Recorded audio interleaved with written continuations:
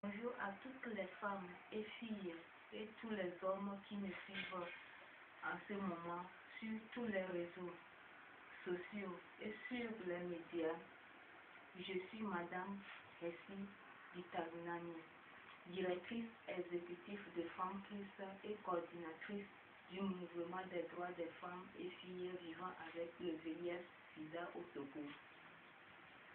Depuis un moment, la situation liée aux violences physiques, sexuelles, morales, économiques nous interpelle.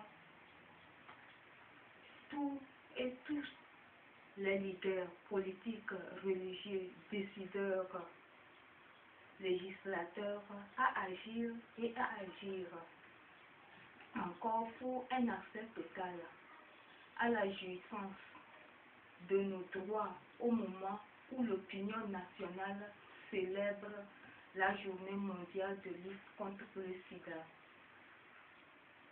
Journée mondiale célébrée tous les 1er décembre de chaque année.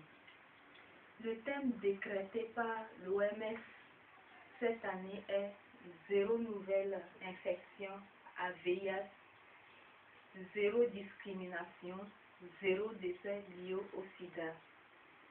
Cette journée nous permet d'informer l'opinion nationale et internationale sur la situation des femmes et filles vivant avec le VIH-Sida du Togo pour tout ce qui est du respect de leurs droits. Il est vrai qu'au Togo, le sida est à nette régression, mais les violences faites aux femmes est à nette progression. Selon le rapport 2010 du ministère de la Promotion de la Femme du Togo, 96% des femmes sont victimes de violences institutionnelles.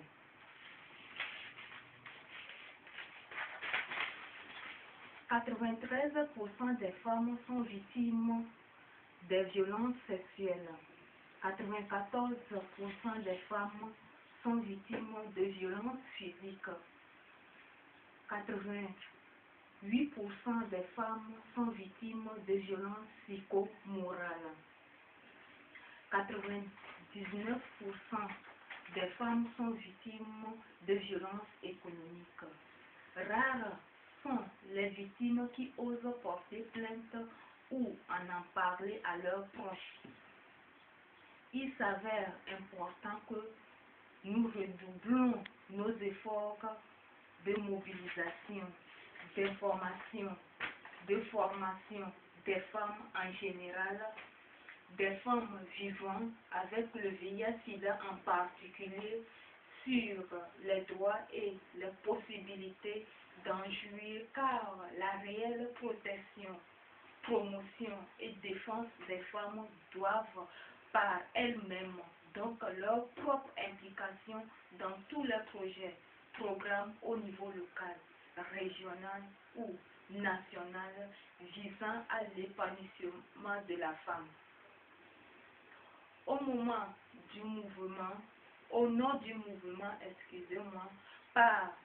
pour les droits des femmes et filles vivant avec le VIH-Sida au Togo, je lance un appel à l'opinion nationale et internationale à repenser la manière de prendre en compte les préoccupations des femmes. Je vous remercie.